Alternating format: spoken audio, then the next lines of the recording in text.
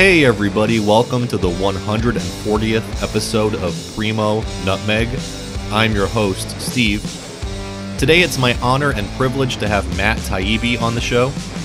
As everyone should know, Matt Taibbi is an author and journalist for Rolling Stone. For over a decade, he's been producing some of the best political journalism out there. He is the author of I Can't Breathe, Insane Clown President, The Divide, Griftopia, The Great Derangement, Smells Like Dead Elephants, and Spanking the Donkey. Folks, we had a great discussion. This is probably one of the best episodes of Primo NUTMEG yet. We talk about American journalism, how it's changed over recent decades, how Donald Trump became president, the situation in Syria, Facebook's recent scandals and Mark Zuckerberg's testimony before Congress, and how Russiagate has been used to suppress independent media. Again, folks, this is a great discussion. Please stay tuned for the entire interview. And while you're listening, please do help support Primo NUTMEG. It just takes a couple of minutes. Please make sure that you subscribe to the Primo NUTMEG YouTube channel. Then hop over to Facebook and like the Primo NUTMEG Facebook page. Then just skip over to Twitter and follow Primo NUTMEG on Twitter. And from there, all that's left to do is go to Instagram and follow Primo NUTMEG on Instagram. And for those of you who really want to show your support, jump over to patreon.com/Primo NUTMEG and become a patron for just $1 a month. For that $1 a month, you'll get access to hours and hours of forgotten content from our earlier shows. Most of our first season is now only available through Patreon. And also on there are some of our most controversial shows, including my interview with former U.S. Congresswoman Cynthia McKinney. Thanks again, folks, for showing all of your support.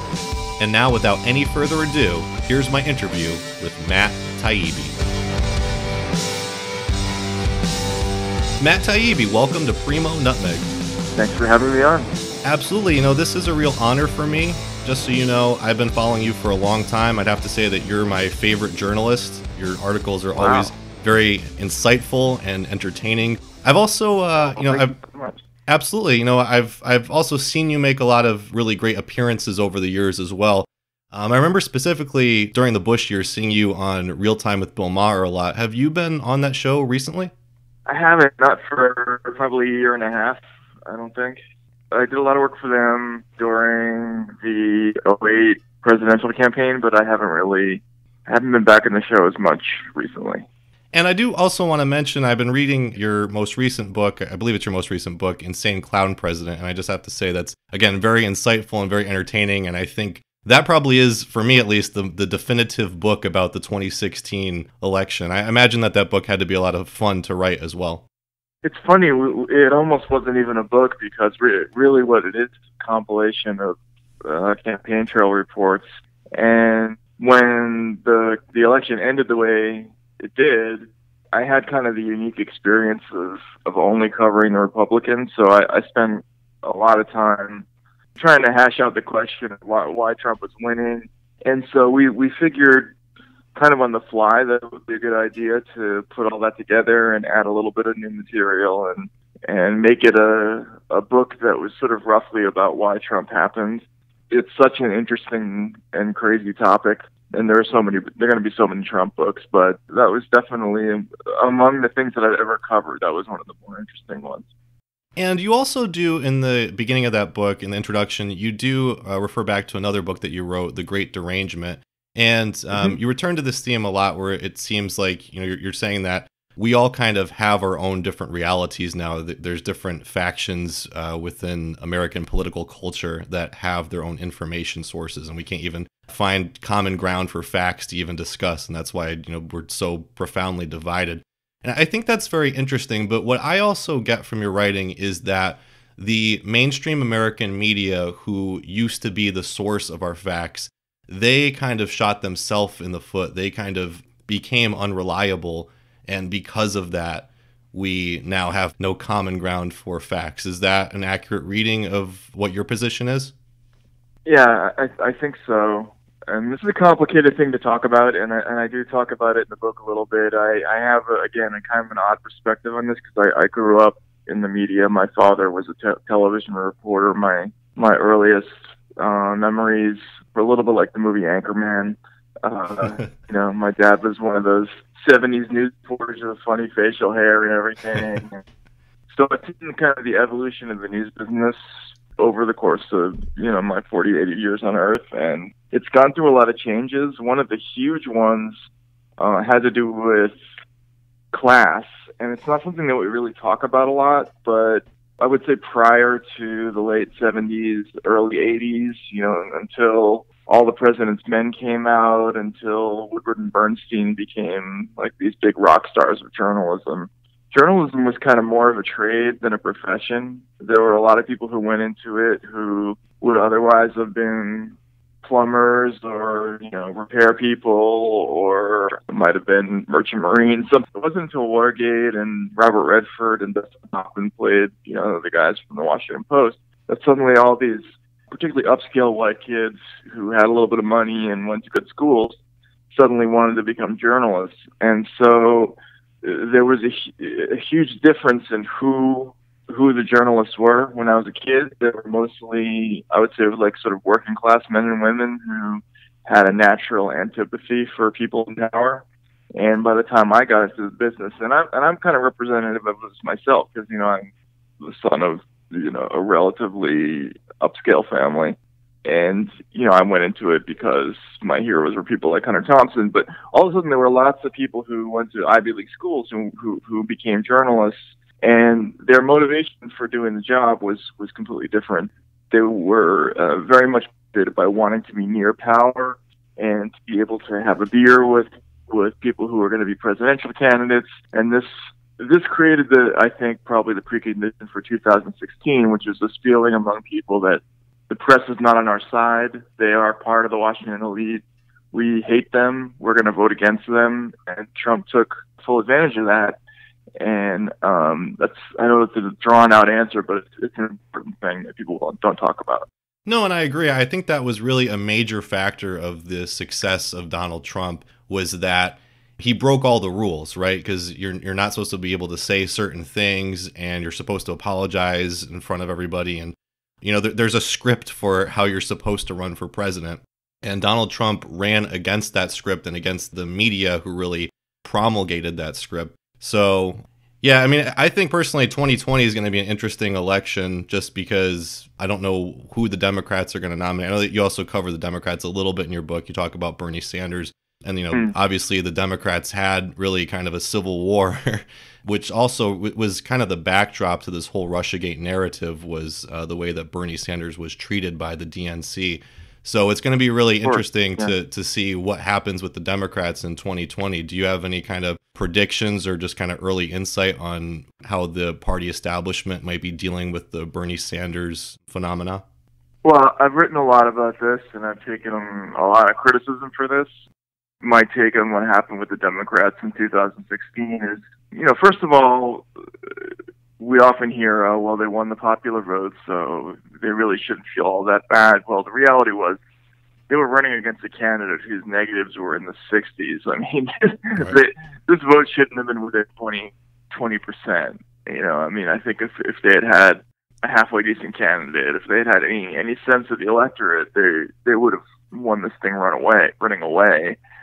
Trump was actively repudiated by the senior figures in his own party, and I think a lot of this has to do with what I was just talking about before. Is just this unwillingness, this queasiness about talking about class and about the sort of income inequality, the disparity in outcomes for people in the criminal justice system.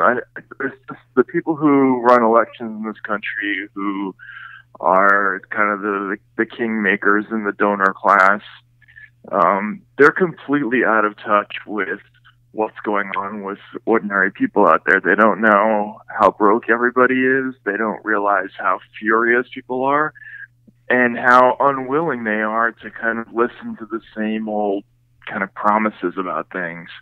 And my sense of the Democratic Party was, and this was a surprise to me, is that they're completely unwilling to stare that issue in the face and have decided instead to focus on the Russiagate narrative and on kind of demonizing people like Jill Stein and Bernie Sanders and making them the scapegoats for what happened. And I just don't see any evidence that they're willing to understand that they have to find a way to get in better touch with the problems of their voters.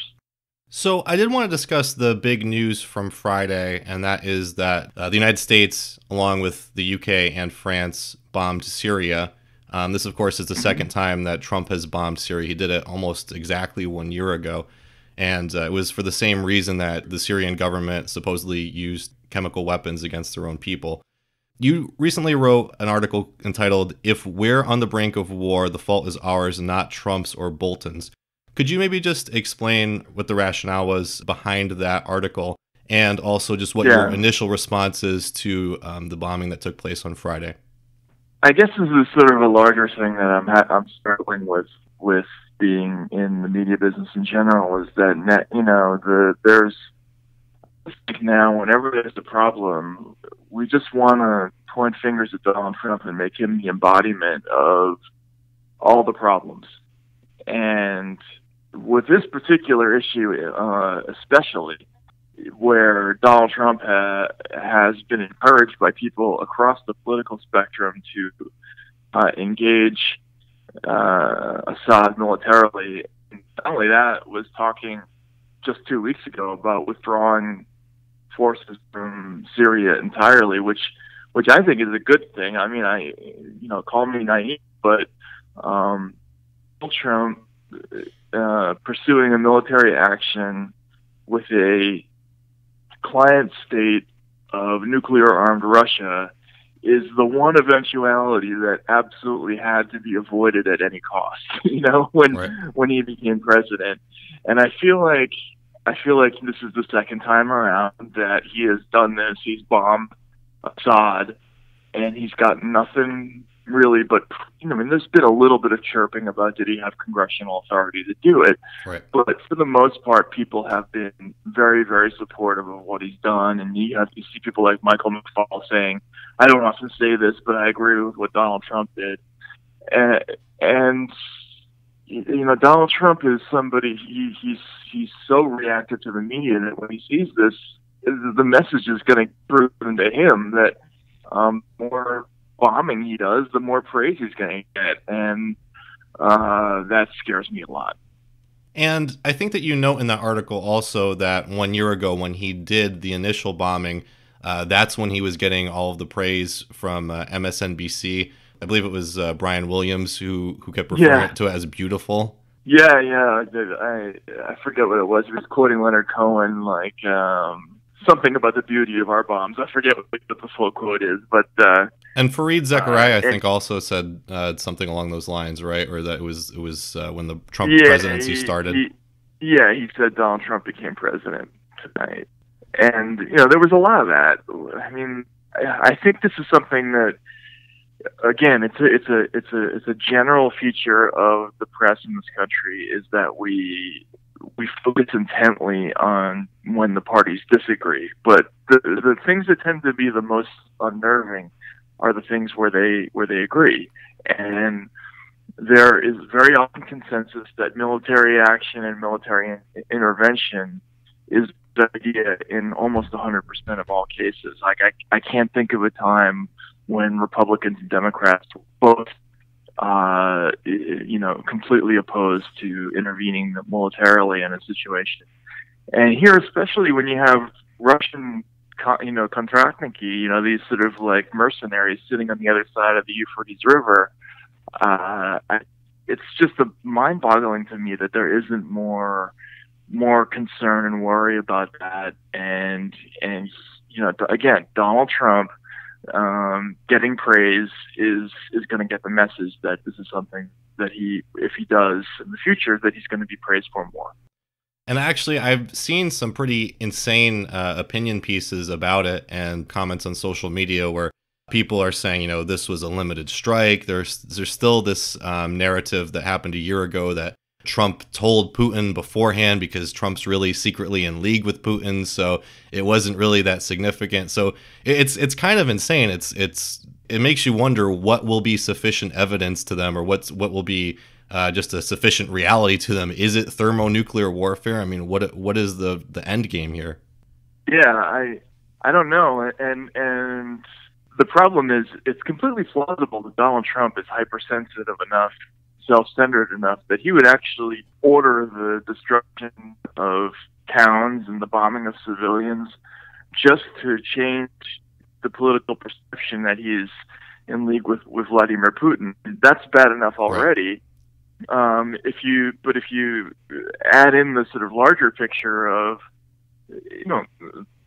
the Russians have a very prideful military structure as well, and even people like Vladimir Putin are going to feel the heat from their own if their client states are attacked, or if their advisors, God forbid, are killed in any of these bombing runs. There's going to be pressure for them to respond, and sooner or later, what's going to happen is they're going to knock down a drone or an airplane, and then we're going to respond knocking down one of theirs, and pretty soon, there's going to be a situation where everybody's on DEFCON 4 or 5, and that's when really bad things can happen. And I just don't. I know people are grasping for that proof that Trump is just doing things to try to show that he's not Putin's puppet, but forget all that. Look at the bigger picture, which right. is, this would be worse than anything, and I just don't understand why people aren't focused on it. So I don't know if you saw this, but the night of the bombing, Alex Jones of InfoWars went on the air. Yeah, and he was kind of freaking out. He was saying, isn't anybody pure? And he said, "Fuck Donald Trump." Alex Jones had been this conspiracy theorist supporter of Donald Trump, and Donald Trump to some extent was echoing some of Alex Jones' different narratives. I know that you mentioned Alex Jones a couple times in Insane Clown President. I just maybe wanted to get your reaction. What do you think it really means or says if Alex Jones is now turning on Donald Trump? I thought that was fascinating, and it was, first of all, it's completely bizarre that the crypto-fascist lunatic conspiracy theorist of the right, Alex Jones, who's like a caricature of every kind of right-wing, red-faced demagogue that we ever saw on cable television during the Bush years, that suddenly this is the person who is arguing for isolationism and non-interventionism, and we have all these sort of responsible centrists who are the ones who are pleading for more and more military action. I mean, it's like backwards day, first of all. Right. But the other thing that's weird about this is that, having followed Trump around a lot during the campaign, I was very much aware that Trump early on in the campaign picked up on the fact that a lot of the crowds that he was talking to were in areas where there were a lot of vets who came back from the war with a lot of negative feelings about our wars in the Middle East. And this sentiment about not going into places like Iraq or Libya or Syria or Yemen or wherever, there is a very strong current of this that is real in kind of quote unquote flyover country, and it's continually ignored by the kind of mainstream media consensus. And the fact that Alex Jones feels like he has to make that show of giving up on Trump over this should be significant just in that respect, that there is an audience out there that does have that feeling about war, and it's it's not everybody, but it's something. So I did also want to touch on the other big news from last week, and that was Mark Zuckerberg testifying before Congress. This came in the wake of the Cambridge Analytica scandal. However, as that broke, a lot of other small, maybe less recognized scandals about what Facebook has been doing over the years kind of came out. You wrote a couple pieces about this. You wrote one before the testimony, Can We Be Saved from Facebook? And then you also, in your most recent article, kind of alluded to the fact that Congress may be less concerned about regulating or breaking up Facebook or fixing Facebook opposed to just controlling it and manipulating it. So I believe you were actually at that testimony, correct? I wasn't actually. I had to live blog it. I would love to lie and say that I was there, but I wasn't there. So just in that experience of watching it and covering it, what really came out from that testimony, and what do you think is going to be the end result from this? Do you think that Congress is going to pass any sort of regulations having to do with Facebook? And if they are going to try to use this to further some other kind of agenda, what might that be and how might they do that? Yeah, it's a very concerning question because it's funny. Shortly after the 2016 election, President Obama, who was still president at the time, was overseas, and he was kind of giving a post-mortem about what had happened. And part of the speech was publicized because there were a lot of sort of not so subtle digs at Hillary Clinton's campaign strategy.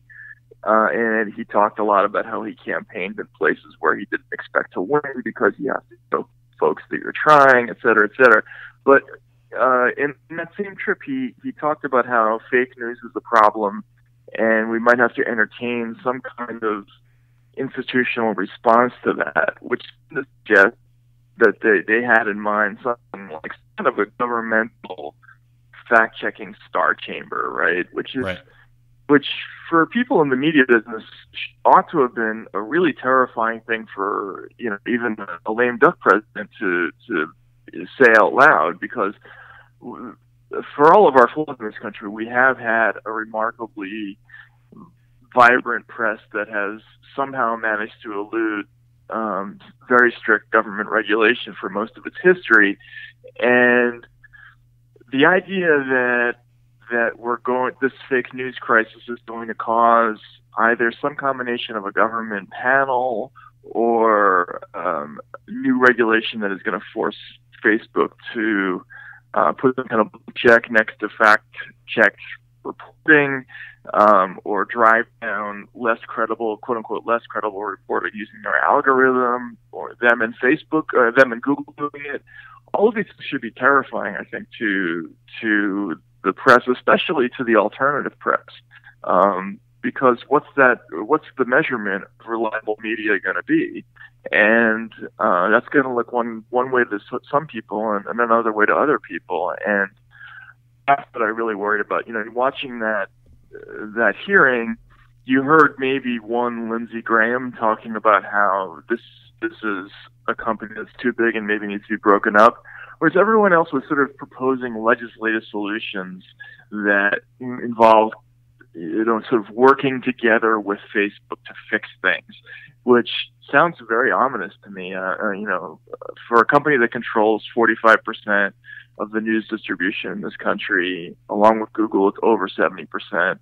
The ability for a small group of people to control information is at an all-time high, and I just don't see a lot of people concerned about it. So I know we're running out of time. The one last thing I did want to touch on was one article that you wrote recently on March 5th, the new blacklist, having to do with Russiagate. And one quote that I really liked from that article was, "If you don't think that the end game to all of this lunacy is a world where every America-critical movement from Black Lives Matter to our revolution to the Green Party is ultimately swept up in this collusion narrative along with Donald Trump and his alt-right minions, you haven't been paying attention." So I think that, a lot of people on the left may be willing to kind of go along with this Russiagate narrative because it diminishes Donald Trump's power or might remove him from office. And, certainly Vladimir Putin is a dictator and he shouldn't be in power. So, I mean, there's probably a lot of good motivations there, but it seems like a lot of folks aren't really picking up on how this is being manipulated and how it's being weaponized against independent media. So could you just maybe speak a little bit to how that is happening and how the independent media can fight against that? Yeah, I think one of the things that kind of set my spider sense off about the Russia story from the very beginning was this rhetorical trick that you kept seeing in the sort of major dailies and on network television, which was this idea that Russian trolls are tweeting in favor of X policy or X activist groups. So you would see stories like Russian trolls are trying to sow division by retweeting Black Lives Matter, or retweeting the Sanders campaign, or retweeting alternative sites like Zero Hedge and Naked Capitalism and Truthdig, in addition to all of the sort of far right sites. And it's kind of turned into this syllogism after a while, which is, Vladimir Putin is bad. Vladimir Putin is retweeting this alternative politician or alternative media site. Therefore, that alternative media site is in league with Vladimir Putin. And it's a faulty syllogism, but everybody's employing it. And so you're seeing, editorials, like the Washington Post had an editorial like last November that said, what will the left do when Vladimir Putin supports Bernie Sanders in the 2020 race? And, it's an end around having to make a legitimate argument against people like Bernie Sanders. All you have to do is say that Putin prefers him, and he's instantly anti-American and part of an espionage plot. And this is the kind of thing that has worried me a lot about the Russia story from the beginning, which is people are very focused on the trees and they're not seeing the forest, the sort of post-Trump endgame where this demonization of things that are supposedly in league with the enemy, the idea of using secret evidence and secret surveillance of people like Carter Page is suddenly embraced by liberals. Like, all this stuff is part of this investigation, and it's deeply worrying, and it should be, especially to alternative media, because there are like sites out there that are just literally making lists of of alternative voices who they consider to be pro-Russian or in league with Russia or preferred by Russia, and that's incredibly dangerous. Like, they could tomorrow say that, order Facebook to de-emphasize those sites in their algorithms, and they probably would. And that's why the sort of confluence of all these stories is very worrying. Well, I think even without any kind of orders or regulation, or at least that are, admitted or acknowledged in the public, social media is really clamping down on folks, not just Facebook, but also, Twitter. YouTube has demonetized a lot of folks, especially, episodes of our program that had not just to do with Russia, but other controversial political topics. So it seems like there's just really a broad kind of tendency to kind of silence people who aren't going along with the mainstream narrative. And do you see that among any colleagues, like people being kind of silenced from putting any kind of narratives out there, or maybe spinning a story any kind of certain way? Absolutely. I think one of the things that if you pick up, just to take an example, open up the pages of the New York Times or the Washington Post, you will find opposing points of view. So there is going to be a Bret Stephens on the editorial page of the Times, or a Megan McArdle on the editorial page of the Post. But it's kind of phony diversity, right? I think there's really only two brands of thought are kind of permitted in the major American media. There's the arch conservative thought, and then there's the kind of centrist Democrat thought. But there really isn't anything else. Like, when was the last time you read a columnist who just said something like, I think all politicians suck, or I'm an absolute pacifist, and I don't believe in any military action.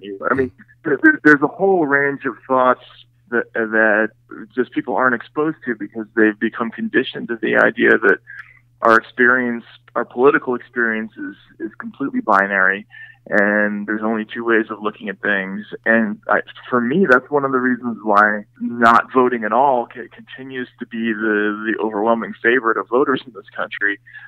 It's because most people don't fit into those slots. They have idiosyncratic views about things, But in our business, you either have to do one thing or the other, or you will not be promoted. I mean, it couldn't be clearer. Unless you're a very, very odd example like me, who who worked outside of conventional journalism until he was 36.